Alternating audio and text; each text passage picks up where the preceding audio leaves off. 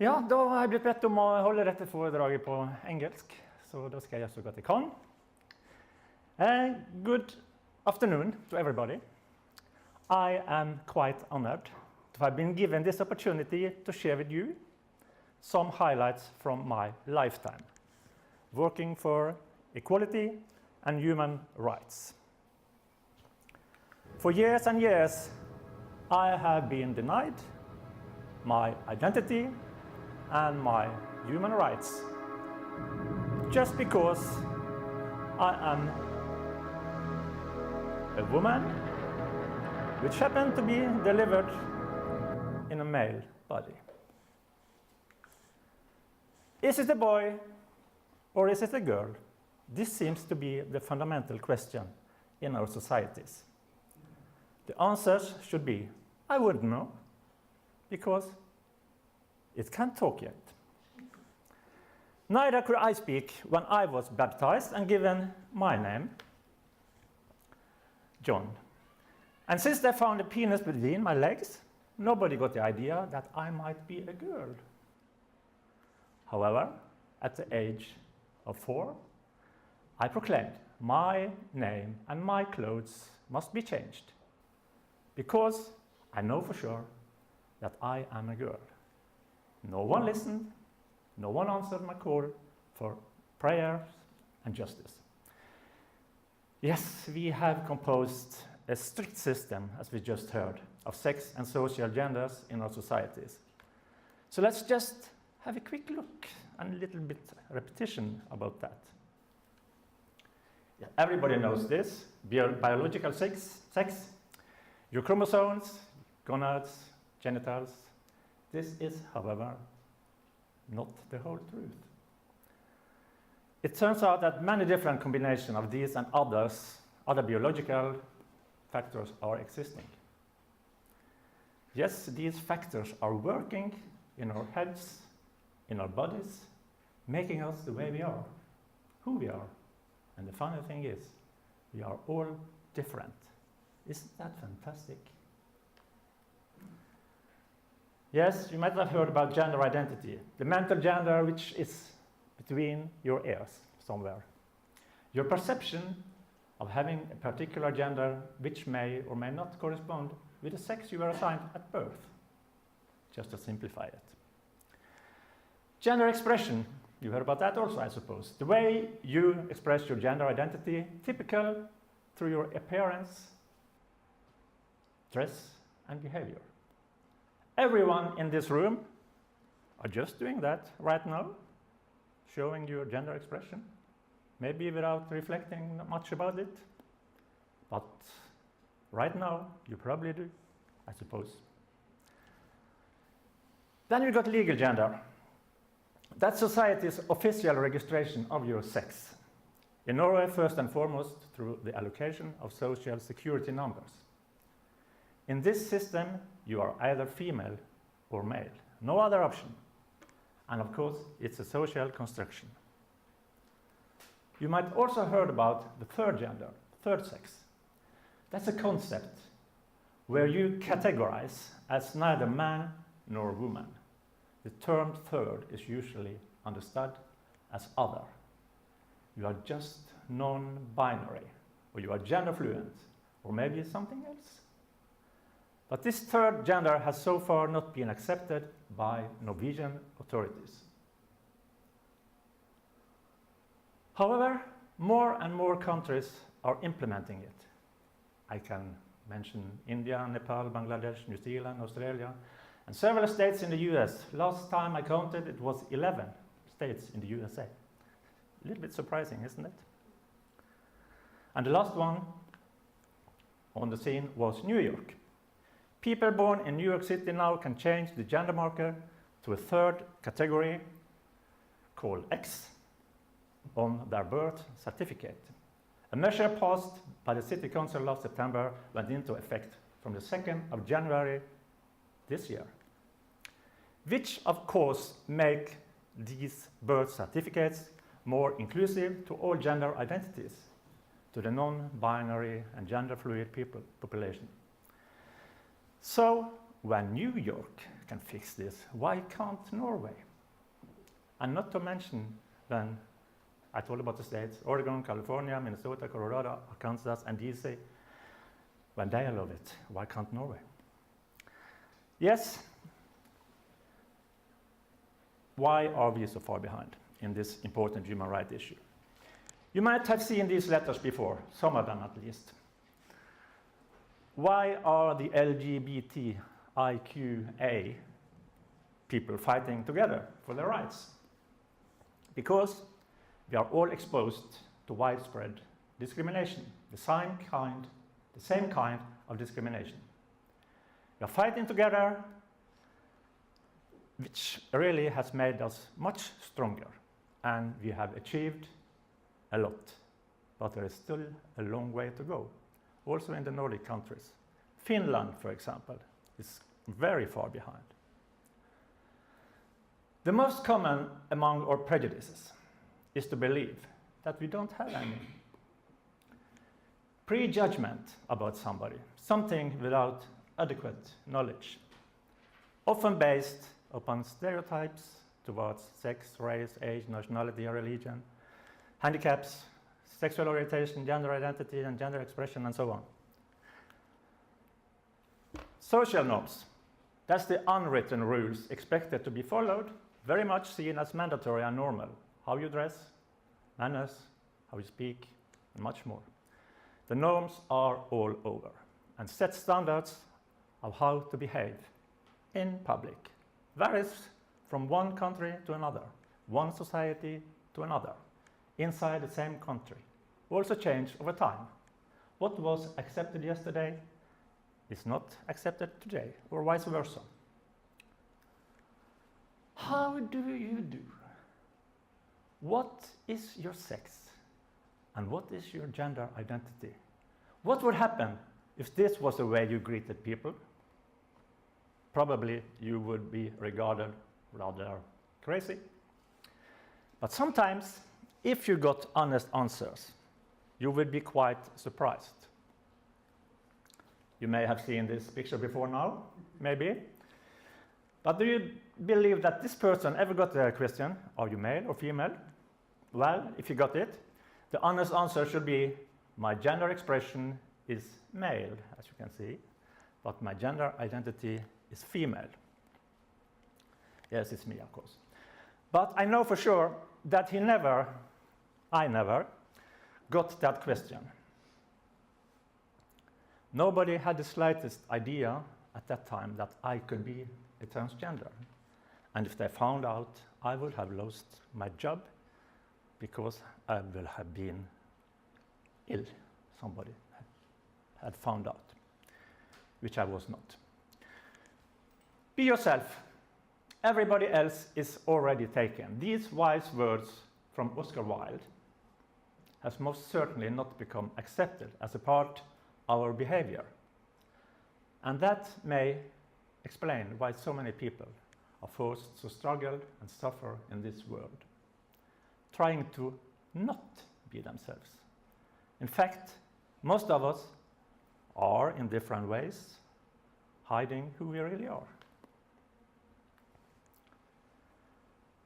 Facts is trans and non-binary people are exposed to widespread discrimination in most countries. Why then do I choose to appear in public the way I do? By showing who I really am. I gamble with all my privileges of a white middle-class man in our Western society. Some of you might perhaps come to think that I am a rather stupid person. But here is the reason. For years, I tried to live the life which was expected from society. I was quite successful in the man's world. I was simply a good actress. There is no other way for me. Problem is, I am gender incongruent. Mine and millions of other transgenders' lives are not a crazy idea or a political project. It's something you can believe in, you can't believe in, or choose not to believe. Facts are, we do exist. I demand to live as the person that I am, in my female gender expression. I'm born with a girl's brain, and my gender identity is that of a woman. But for years and years, fearing to be revealed, I decided to stay behind bars, in my own prison. Most transgenders never leave that prison. For a long time, I belonged to that group. Even though I had a key, I didn't use it. And I'm sad to say, it took me more than 60 years to get not all in, but to go all out. In 2010, I just jumped out from my prison and told the world, here I am. To dare is to lose your footstep for a little while. Not to dare is to lose yourself. Ref. Søren Kierkegaard. That is what a surprise it was to me. What I was afraid of did never happen. None of my fears came true. Instead, I was embraced, I was declared courageous by my family, by my friends, my colleagues. Would you believe I was a bit surprised after 60 years or so? After that, my agenda has been, how can I contribute for better conditions regarding transgenders, human rights and dignity? And from then on, I never looked back. I got access to different media. Yeah, I guess you can understand. This is Norwegian, but I guess you can understand it. To be heard, I had to use some sensational words. And here I'm challenging our Minister of Health and Care Services. There's another one.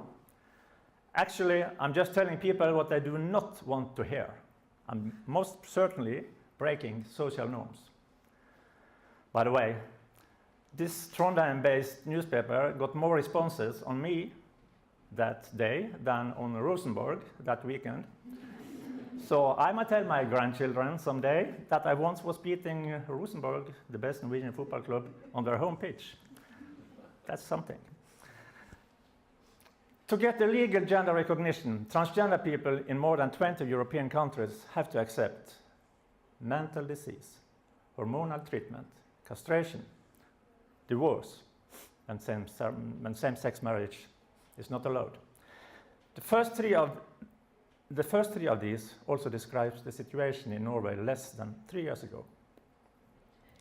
And that's why I sent a letter. In March 2014, I applied directly to the Norwegian government, demanding to have my legal gender changed from male to female. I justified application referring to Norwegian gender equality and anti-discrimination legislation, which was implemented on 1st of January 2014, which I also had been fighting for since around 2005. And I also referred to different international organizations like UN, Amnesty, and others. What happened? I got an answer. Yeah. Oh, shit. I was refused. And of course, I was totally broken, as you can see. Well, no, I was not. I had my plans ready. I complained the rejection to the Equality and Discrimination Ombud, LDO as we call it, which after a while stated that I was being discriminated by the Norwegian government. After another while, the government agreed to that. The Norwegian government was actually in the discrimination business. Why should the state want to decide who I am? Why is that the state's business? Well, in fact, that's what states are doing. They are deciding who people are, or should be. And for me, out of the blue in 2014, I was contacted by Amnesty International, and they called this system inhuman treatment. And they said, Norway, this is no good. and Amnesty decided to launch an international campaign, and I was challenged, for some reason, I don't know why, to front and give the campaign a face. I reflected seriously for about 3 seconds and said, yes, I do it. And what a lucky coincidence that was. Trans people had become a priority on Amnesty's agenda. The members of these huge organizations started to write letters. Norwegian government was bombarded with letters, cards, and emails, which really made their difference. In Norway, we call it Right for Life, and Amnesty call it Right for Rights. I was really embraced by Amnesty. I've never been so surprised in my entire life. And I also have to say, in 2015, we also got an official expert group coming up with a strong support of people's right to self-determined legal gender recognition. In 1 out of 3 cases, we achieved a positive change, Amnesty says, which also happened in this case. One letter does not mean a lot to the world, but when the whole world writes letters, it really makes the difference. I and many transgenders send a really big thank you to Amnesty and their members. Yes, my face, my different faces, and my story went worldwide.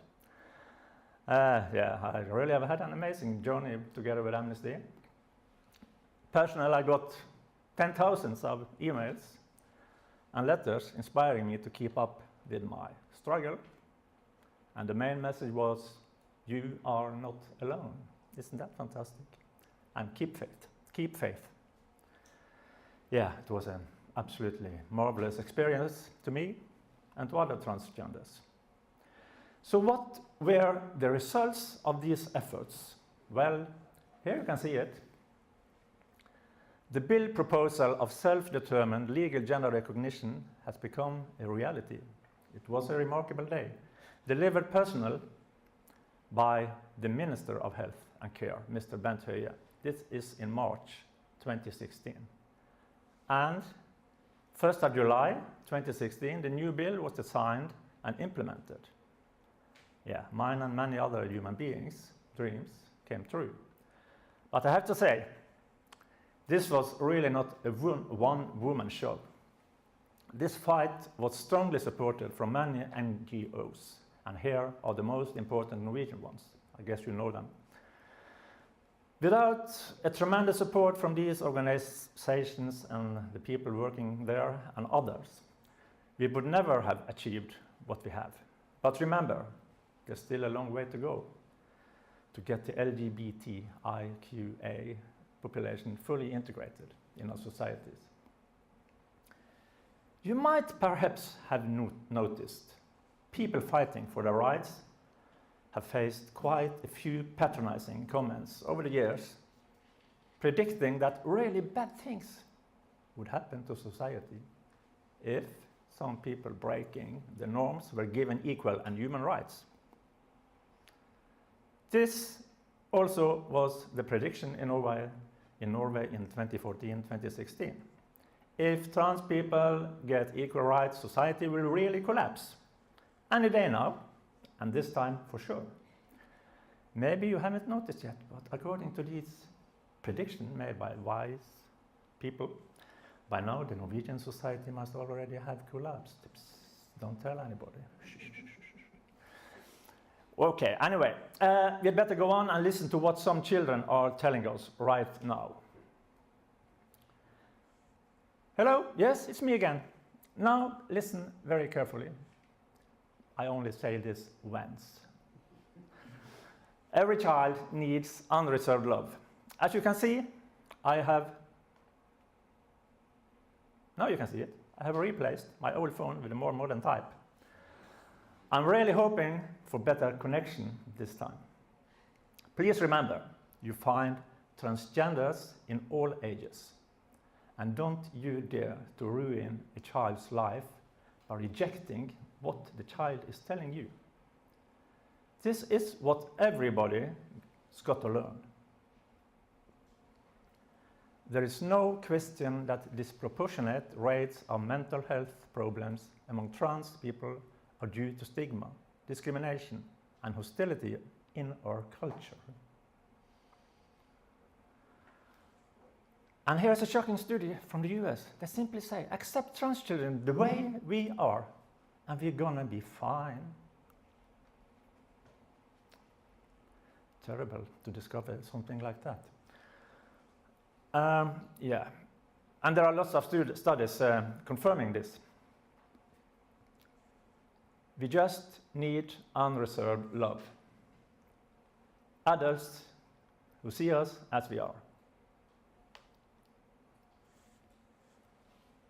Adults who dare to ask and who can take the answers that we give, also when we challenge your gender stereotypes.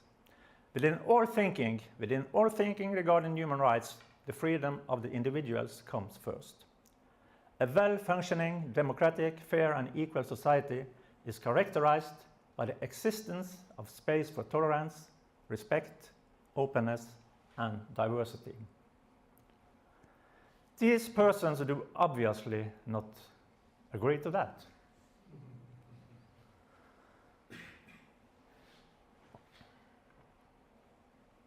Respecting diversity. Do you regard that as a cliché? If you do, I say, it's a big mistake. And if you don't remember much of what I've said here today, hopefully you'll remember this. The same kinds of assumptions, simplification, disrespect, and stereotypes are the mechanisms behind all kinds of discrimination. And discrimination of minorities won't contribute to solve any of the problems humanity are facing on this planet today. On the contrary, it makes things a lot worse. This is easy to understand, but obviously so very difficult for humanity to handle. So, my proposal is that we begin today with ourselves. Respect means respektare. Look again. Stop and think. Don't be dismissive. Try to accept whenever you face diversity. Use your ability to reflect without prejudices whenever you face diversity. My identity, my right. Your identity, your right. Thanks for listening and spending your time with me. I wish you all a tremendous evening. Thank you.